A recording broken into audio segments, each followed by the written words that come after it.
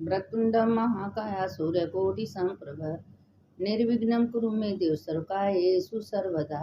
मंगलम भगवान विष्णु मंगलम गरुड़ध्वज मंगलम पुंडरीकाक्ष मंगलाय तनो हरि। देखिए, कल जो है शरद पूर्णिमा है, तो शरद पूर्णिमा तो कल है, पूरा दिन भर है, रात भर है। तो इसीलिए हम आप लोग को शरद पूर्णिमा का कथा भेज रहे हैं और कल इसको आप लोग सुन लीजिएगा, क्योंकि शरद पूर्णिमा का कथा सुनने का बहुत बड़ा महत्व होता है। व्रत रहिए या ना रहिए, कथा सुनना चाहिए। तो कल शरद पूर्णिमा का कथा आप लोग सुनिएगा, तो इसलिए हम आज आप लोगों को भेज दे रहे हैं। इसमें सब कथा आता है कि शरद पूर्णिमा का, आप देखिए अब ये कार्तिक भी शरद पूर्णिमा से शुरू हो गया। और कल के दिन आप लोग खीर बनाइए, भगवान को भोग लगा के छत पर रखिए, चलनी से तोप के रखिए। चंद्रमा के रोशनी में होना चाहिए, हो सके तो 12 बजे तक तो होना चाहिए। नहीं 12 बजे तक है, कितना लोग रात भर रखते हैं और उसमें अमृत गिरता है। अब लोग कहे हैं भाई कि अमृत गिरता है, वो अमृत जो है वही प्रसाद के रूप में सबको दिया जाता है। तो इसलिए कल के दिन जरूर खीर बनाना चाहिए। खीर बना के अपने छत पर कहीं भी रखना चाहिए। शरद पूर्णिमा का बहुत बड़ा महत्व है। अब सुनिए शरद पूर्णिमा का कि एक गांव में एक ब्राह्मण थे, उनको 2 बेटियां थी। दोनों बेटियां शुरू से अंतिम तक शरद पूर्णिमा का व्रत करती थी। अब व्रत करते करते क्या हुआ कि धीरे धीरे सब बड़ी हुई। जब बड़ी हुई, शादी ब्याह हुआ, अपने ससुराल गई। तो ससुराल जब गई तो जो बड़ी थी तो बहुत मन लगा के अच्छे से पूरा व्रत करती थी। अब व्रत करने के बाद चंद्रमा को अर्घ देती थी, भोग लगाती थी, उसके बाद तब पानी पिया। छोटी वाली अधूरा आधा दिया करती। लोग कहते हैं हम पूजा पाठ करते हैं, व्रत करते हैं, अब क्या खंडित होता है, क्या सही है क्या गलत है। हम लोग सोचते हैं कुछ नहीं, लेकिन भगवान सब कुछ देखते हैं। उसका न्याय भी भगवान करते हैं, क्योंकि वो उनके नाम से अगर कोई व्रत करता है तो व्रत को नियम करना चाहिए। और जो नियम नहीं करता है तो उसी का दंड भी वही पाता है। लोग कहते हैं ना कि अपने कर्मानुसार सबको फल मिलता है। अब दोनों बड़ी हुई, अपने ससुराल गई। जब ससुराल गई तो बड़ी को तो जो बेटा हुआ वो सामने था। छोटी को बेटा होते थे, बेटी होती थी, मर जाते थे, कोई बच्चा जिंदा नहीं रहता था। तो एक दिन क्या हुआ कि पंडित के पास पूछी गई। पंडित से पूछी कि पंडित जी ऐसा क्यों होता है कि हमारे बच्चे होते हैं मर जाते हैं, जिंदा नहीं। कहे तुम शरद पूर्णिमा के व्रत खंडित की हो, इसीलिए तुम्हारा बच्चा नहीं जीता। तुम एकदम नियम पूर्वक शरद पूर्णिमा का व्रत करो, अनुष्ठान करो, तब हो सकता है कि भगवान तुम्हारे ऊपर कृपा करे। अच्छा, जब दूसरे साल शरद पूर्णिमा आया तो निर्जल रह के व्रत, चंद्रमा को अर्घ दी, पूजा की। तो उसके बाद उसके दूसरे साल उसके एक बेटा हुआ। वो 2-3 महीना हुआ, मर गया। उसने क्या किया कि कपड़े में लपेट उपेट के बीचे आंगन में पीढ़ा पर सुता दी। अपने बहन को बुलाई, बड़ी वाली, कहे दीदी दीदी मेरे घर आना। तो आई, उसी पीढ़ा पर कह दी। उसके जो पल्ला था वो पल्ला से उसके बेटा छुआ गया। जब छुआ गया तो लगा रोने। तो अपने बहन को डांटने लगी, तुम बच्चे को इसी तरह सुलाई हो, आज हम बैठ जाते, दब जाता, कुछ हो जाता। कहे बहन मेरा बेटा पहले से मर चुका था, तो आपका इतना धर्म है, इतना पुण्य है कि आपके आंचल रखते मेरा बेटा जिंदा हो गया, इसीलिए हम आपको बुलाए हैं बहन। आप बहुत निष्ठावान मन से तन से पूजा करती थी, हमारे पूजा में खोट था, इसलिए हमारे बच्चे मर जाते। ये भी मर गया था, तो आपके आंचल से मेरा बेटा जिंदा हो गया। अब उसके बाद वो सुनी, कही दीदी जो नियम से आप करती हो बताओ, हम भी हर साल शरद पूर्णिमा का व्रत करेंगे, नियम करेंगे, ताकि हमारे घर में भी सुख शांति समृद्धि बनी रहे। कहे बहन कुछ नहीं है, तुम शरद पूर्णिमा का दिन भर व्रत करो, संध्या के अर्घ दो, और जो खीर का भोग लगाओ, सफ़ेद चीज़ का एवं दूध का दान करो, दही का दान करो, और कथा सुनो, और तुम्हारा भी सब कुछ कल्याण होगा। अब दोनों बहन जब शरद पूर्णिमा आता था व्रत करती थी, पूजा करती थी, और दोनों अपने घर में सुखी होने लगी। और शरद पूर्णिमा की कृपा से सब कुछ घर में उनको धन धान पुत्र बहुत सब भर गया। इसीलिए कहते हैं व्रत पूजा पाठ खंडित नहीं करना चाहिए कि मेरा मन नहीं है उठा लिया, मेरा मन है छोड़ दिया, मेरा मन है बीचे में। जो करो मन से करो, नहीं करना है मत करो। भगवान नहीं कहते तुम करो, कर रही हो तो अच्छे से करो। तो क्योंकि उसमें हम लोग सोचते हैं कोई देखता नहीं, लेकिन ऊपर वाला नहीं कहते, उनका आँख हर जगह रहता है, वो सब कुछ देखते हैं। तो अच्छा, ये तो हो गया। दूसरा है, एक ब्राह्मण था, बहुत गरीब था, इतना गरीब था कि शादी करके लिया। उसकी पत्नी जो है दिन रात उससे झगड़ा करती थी, हमेशा झगड़ा करती थी, तुमको सोना दो चांदी दो, ये कर दो, सबका पति ये करता है वो करता है, तुम्हारे लिए क्या करते हो, खूब झगड़ा करती थी। और बेचारा गरीब ब्राह्मण क्या करे, जाता है तो पूजा पाठ करता, कुछ मिलता था, 2 वक्त की रोटी चलती थी। ऐसे करते करते करते करते एक दिन क्या हुआ, उसके पिता का श्राद्ध आया। अब वो गया पंडित के पास, पंडित कहे आज से जो तुम कहोगे हम सब उल्टा कहेंगे, उल्टा करेंगे, ये कुछ सीधा नहीं करेंगे। अब वो गया पंडित बताया क्या करें, मेरी पत्नी तो सब उल्टा उल्टा काम करती है, कुछ सुनती ही नहीं है, अब मेरे पिता का श्राद्ध है कैसे होगा। तो वो पंडित बोले कि ठीक है, तुम्हारे पिता का श्राद्ध है ना, उल्टा करती है ना, तो तुम उल्टा बोलो कि हमारे पिता का श्राद्ध नहीं होगा, गंदे गंदे पंडित आएंगे और कोई काम कराना है तो उल्टा बोलो। हाँ ये बात तो आप सही कह रहे हैं। घर गया, कहा ठीक है 2 दिन बाद मेरे पिता का श्राद्ध है लेकिन नहीं होगा। तो कहीं होगा, कहे होगा तो एकदम गंदा पंडित, जिसको कोई यंत्र मंत्र पूजा पाठ नहीं आता वही पंडित। कहे अच्छा पंडित, विद्वान पंडित आएंगे। कहे खाना में है एकदम गंदा गंदा खाना बनेगा, तो हम अच्छा अच्छा खाना बनाएंगे, तो किए। लेकिन पूरा बढ़िया से विधिवत श्राद्ध अपने पिता का किए, लेकिन एक उनसे मुंह से गलती हो गया। लास्ट में उनके मुंह से कहना चाहिए था कि जितना भस्रात का सब कुछ है ले जाके नाले में फेंक दो। उनके मुंह से निकल गया कि ले जाके सब गंगा जी में विसर्जन कर दो। एक सच बात उनके मुंह से निकल गया। अब उसने क्रोध में आया कि हाँ तुम्हारे पिताजी का श्राद्ध गंगा जी में जाकर ले गई नाले में। अब वो माथा पटक के रोने लगे, पंडित के पास गए, कहे हम यहाँ घर में हम नहीं रहे। चले गए जंगल में, जब जंगल में गए रात हुआ 12 बजा, 3 परियां आई। तीनों परियां कहीं कि ये ब्राह्मण तुम अकेले जंगल में क्या कर रहे हो। कहे हम जंगल में बैठे हैं, हम बहुत दुखी हैं। तो कहें हमारे साथ जुआ खेलोगे, इसीलिए शरद पूर्णिमा के दिन लोग थोड़ा बहुत जुआ खेलते हैं। कहें जुआ खेलो, कहें नहीं हमारे पास तो कुछ है नहीं, जुआ किस किस का खेलेंगे, क्या है मेरे शरीर में। तो कहें जो तुम्हारे पास है, धोती है जनेऊ है जो है वही लगाना। अब तीनों परियां कहें ठीक हम लोग हार जाएंगे तो तुमको अपने तीनों जनी को हमको अपने घर ले चलना पड़ेगा। तो कहें मेरे पास है क्या कि हम हारेंगे। कहें ठीक है। अपना ज़बरदस्ती जिद करने लगी तीनों परी जिद करने लगी तो जुआ खेलने लगी। अब उसके पास जो था न सब जानबूझ के सब नाटक कर रही थी, सब हार गई। ब्राह्मण को सब धन दौलत रुपया पैसा खूब चौचक दे दी। अब दे दी, अब ब्राह्मण से कही तो आपको तीनों जनी को हम लोग को अपने घर ले चलना है। तो अपना खूब गहना गीठो, उसको तो उसके पत्नी को यही चाहिए था। तब आए घर, हे भगवान दरवाजा खोलो, देखो तुम्हारे लिए मैं क्या लाया।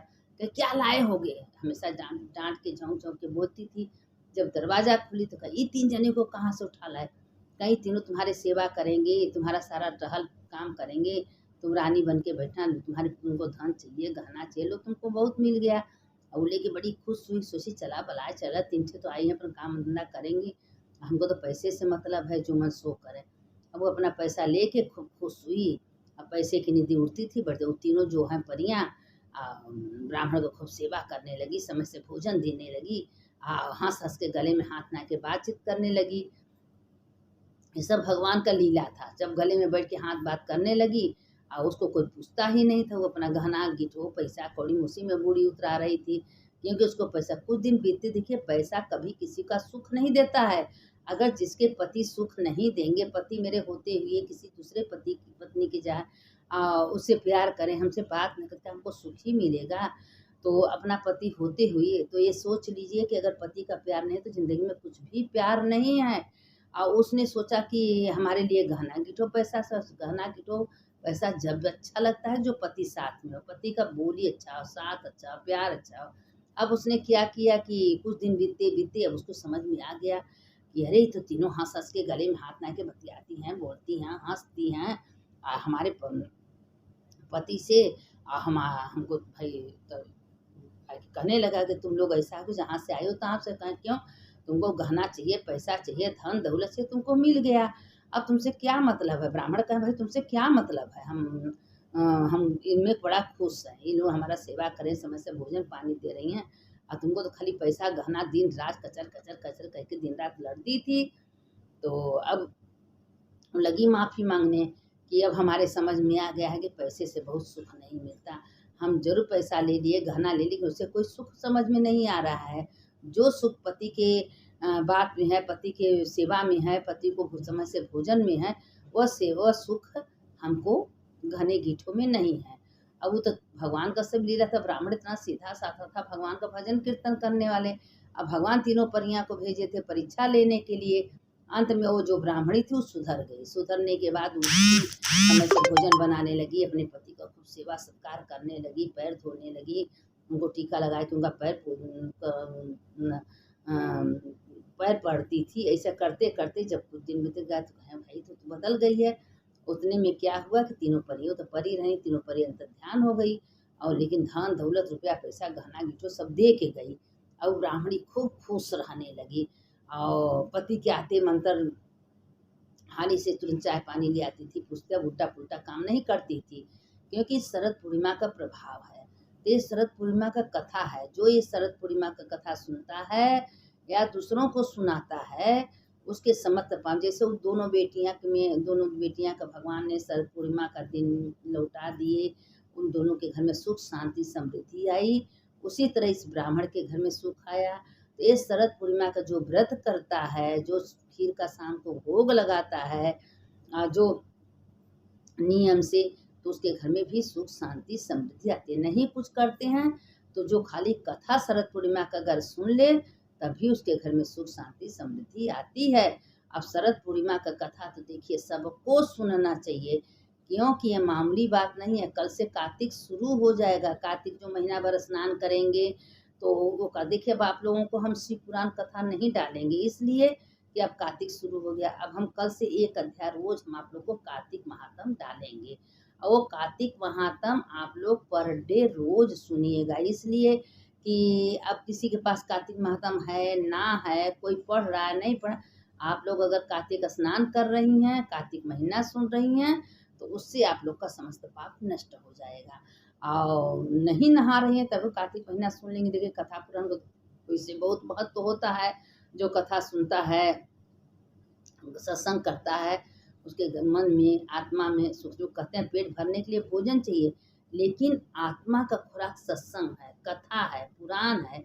जो भगवान का मंदिर में दिया जलाता है, भगवान के मंदिर में जाता है, देखिए ज्योति रूप में। कार्तिक में क्यों दीपदान का महत्व? कार्तिक विष्णु भगवान शंकर जी दोनों जने का है।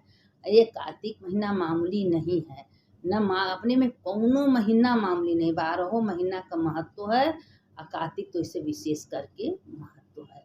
तो कार्तिक में जो बेल के पेड़ में, औरा के पेड़ में, तुलसी में जो दीपक जलाते हैं, परिक्रमा करते हैं, पूजा करते हैं, उसके समस्त पाप नष्ट हो जाता है। जो कार्तिक में कहानी कथा सुनते हैं, चार औरतें जुट जाती हैं, इकट्ठा होती हैं, तुलसी का है, औरा का है, सब जो जो दिन का रहता है, जब कथा पुराण सुनती हैं तो उसके समस्त पाप नष्ट। वैसे तो कार्तिक महीना में गंगा स्नान करना चाहिए। नहीं आप लोग गंगा स्नान करने जा रहे हैं तो घर में गंगा जल डाल के नहाइए। नहीं घर में डाल के है गंगा जी नहाने के लिए तो मंत्र बोल के नहीं, हर हर गंगे हर हर गंगे, हर हर महादेव शंभो काशी विश्वनाथ गंगे माता पार्वती से नहीं कुछ है तो ओम गंगे चेमने च गोदावरी सरस्वती नर्मदे सिंधु कावेरी जले अस्मिन सन्निधिम कुरु, ये मंत्र बोलिए। न कुछ आवे तो हर हर गंगे तो आता है ना, हर हर गंगे बोलिए। गंगा का बहुत बड़ा महत्व है, गंगा मामूली नहीं है। कितने तपस्या के बाद भगीरथ के कई पुष्प विलीन हो गए हैं गंगा को पृथ्वी को उतारने के लिए, तब जाके गंगा उतरी है। गंगा माँ में जो श्रद्धा से विश्वास से गंगा के स्थान पर जाता है, उनको दीप जलाता है, गंगा माँ का पूजा करके गंगा में स्नान करता है, उसके समस्त पाप नष्ट होते हैं। गंगा में मामूली गंगा नहीं है। इतने बड़े गंगा का महत्व है कि 4 कोस दूरी पर जो गंगा गंगा कहता है उसके समस्त पाप नष्ट हो जाते हैं। बात अब बताए थे आप लोग को कि एक सियार का हड्डी कितना दूर पड़ा था और उस खाली बाढ़ में वो हड्डी गंगा जी में चला गया और उसका मुक्ति हो गया। तो इसीलिए कहते हैं कि गंगा को मामूली आप लोग मत समझिएगा।